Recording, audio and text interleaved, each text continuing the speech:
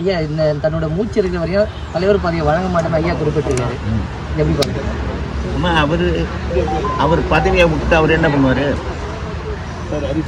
நிறுவன தலைவராக இருக்காரு, நிறுவனர் தான் இருந்தார். இப்போ அவரே தலைவராக வரணுங்கிற ஒரு நிலையில் அவர் தலைமை பொறுப்பை எடுத்துக்கிட்டாரு. தலைமை பொறுப்பை வச்சுக்கிட்டு அவர் கடைசி வரையில் அவர் தான் தலைவர். இப்போ கருணாநிதி கடைசி வரையில் இல்லையா? வடிவேல் ராவணன் டாக்டர் குற்றம் சொல்லியிருக்காரு சார். அவர் மேலே நடவடிக்கை எடுத்து வேற என்ன புதுசாக பொதுச் செயலாளர் போட போகிறாங்க. பொதுச் செயலாளர் சொல்லுங்க சார். இவர்கிட்ட இருந்து அணி மாறி போயிட்டாரு. சரி, இப்போ அப்புறம் அந்த இடத்துக்கு ஒரு ஆள் போட்டு தானே ஆகணும் சார். பாமக இரு அணிகளாக செயல்படுதுன்னு ஒத்துக்கிறீங்களா? இரு அணிகளாக இருக்கு, அது யாரும் மறுக்க முடியாது. ஆனால் இரு அணி இல்லை, ஒரே அணி தானே நாங்கள் சொல்கிறோம். டாக்டர் ஐயா தலைமையில் இருக்கிற அணி தான் ஒரே அணி. இதில் சில பேர் நாங்கள் தான் புது அணி அப்படின்னு சொல்லி தேர்தல் கமிஷனில் ஜூலை 25, 2026 மட்டும் அன்புமணி தான் தலைவர். தேர்தல் கமிஷன் வெப்சைட்டில் தேர்தல் கமிஷன் உங்களுக்கு கட்சியினுடைய நிர்வாகிகளை போடுறதுக்கு தேர்தல் கமிஷன் எப்படி குறிப்பிடும்? தேர்தல் கமிஷனுக்கு குறுக்கிடக்கூடிய அதிகாரம் என்ன இருக்குது? தேர்தல் கமிஷனுக்கு யாரு பொறுப்பாளர் அப்படிங்கிற பட்டியலை 2 ஆண்டுக்கு ஒரு முறை அனுப்பணும். அந்த மாதிரி 2 ஆண்டுக்கு ஒரு முறை அனுப்பணுங்கிற ஒரு நிலையில் இப்போ 3 வருஷத்துக்கு மேலே இவர் இருந்துட்டாரு. 3 வருஷம் இருந்ததுக்கு பிறகு புதிய பட்டியல் போனால் தான் அவங்க தலையிட முடியும். அதுக்கப்புறம் மாற்றுவாங்களா சார் வெப்சைட்டில் யார் பிரசிடண்ட் தலைவர்னு சொல்லி? எப்போ வேணாலும் 2 வருஷத்துக்கு ஒரு தடவை அதை மாற்றணுங்கிறது.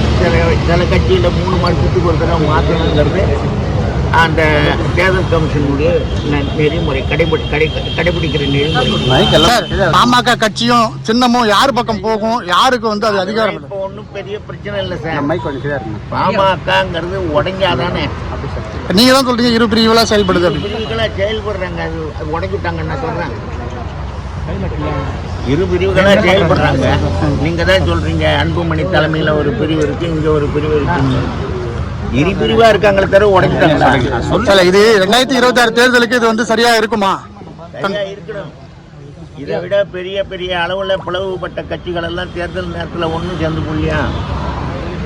இதற்கு வன்னியர் சங்கம் என்ன மாதிரியான முன்னெடுப்பு எடுக்கும்? வன்னியர் சங்கத்துல எந்த பிரச்சனையும் கிடையாது, கட்சியில தான் பிரச்சனை. வன்னியர் சங்கம் சரியா இயங்கிட்டு இருக்கு. ஆமா, அவர் தான் தலைவர், அவர் நிறுவனர், நான் தலைவர். இதுல ஒன்றும் பிரச்சனையே கிடையாது. பொறுப்புகள் மாற்றம் ஒரு குழப்பத்தை ஏற்படுத்துது. கட்சி நிர்வாகிகள் இல்லாம தொண்டர்கள் இது யார் தான் செல்லும் போறது பொறுப்பு? ஒன்றும் இல்லை, இது உங்களை மாதிரி இருக்கிற வேலை கொடுக்கணுங்கிறதுக்காக. நீங்க எவ்வளவு நாளைக்கு தான் நீங்க ஓய்வா இருந்துகிட்டு இருப்பீங்க? ஒரு பரபரப்பா இருங்களேன், அதுக்காக தான். பொறுப்பு யாரு தான் போறது செல்லும்? டாக்டர் ஐயா போடுற பொறுப்பு தான் செல்லும். அவர் தான் நிறுவன தலைவர்.